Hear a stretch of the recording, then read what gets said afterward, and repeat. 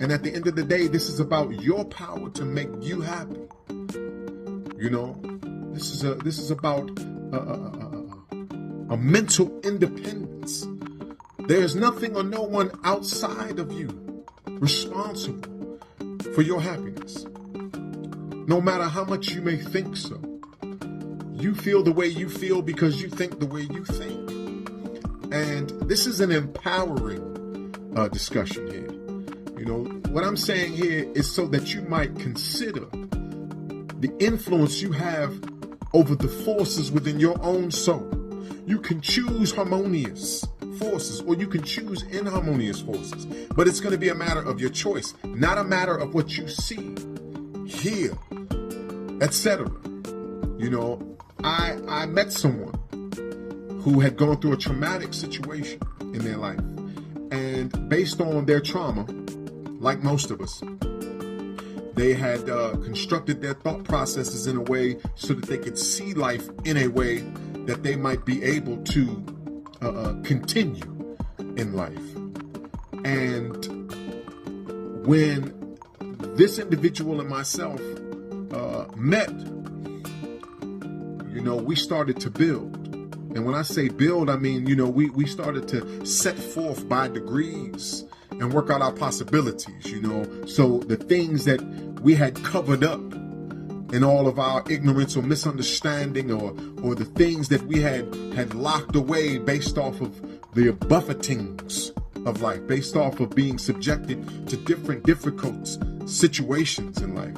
All of these types of things that we had covered over, for the sake of our own mental survival, we started to naturally open up and share these things and share our ideas on how each other might be able to overcome these different situations, or how we might be able to view these different hardships so that we could get more out of ourselves. Because when we go through things and we start to clam up, we push a little less of our life force out.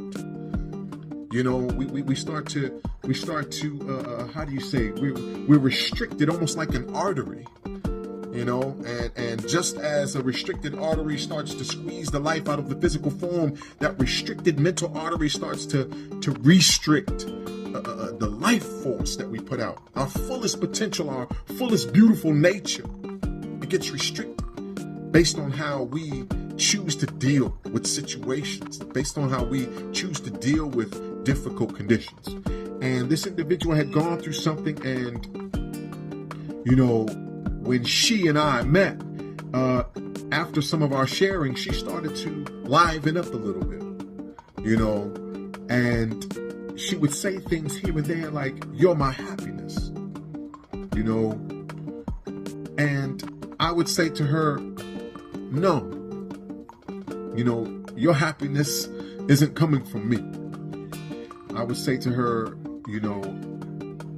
you see me in a certain light. I own good real estate in your mind. And what happens is that when you think of me or when you see me, you allow yourself happiness.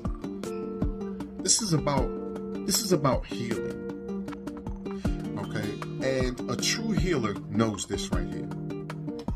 Because, sadness and depression and things of that nature, these are illnesses that need healing. True healers know this right here.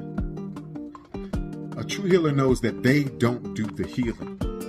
True healers know that what they're doing is putting someone in a position so that they can heal themselves. Putting someone in a position to where they'll start to move mental blocks around so that the force of healing can actually come in.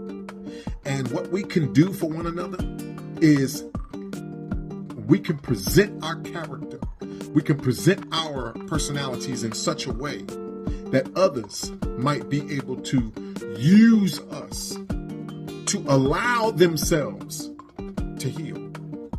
Not that you will be the reason for their healing, not that you will be the source of their happiness and things of that nature, but you can assist someone in healing themselves. You can assist someone in allowing happiness into themselves, right? And those who are in pain need to understand this. You are the source. There is nothing outside of you that can make you happy. There's nothing outside of you that can give you peace of mind. It's up to you.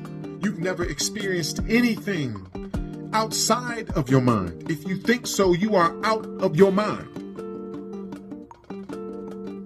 You have the power to be happy. All you have to do is choose it.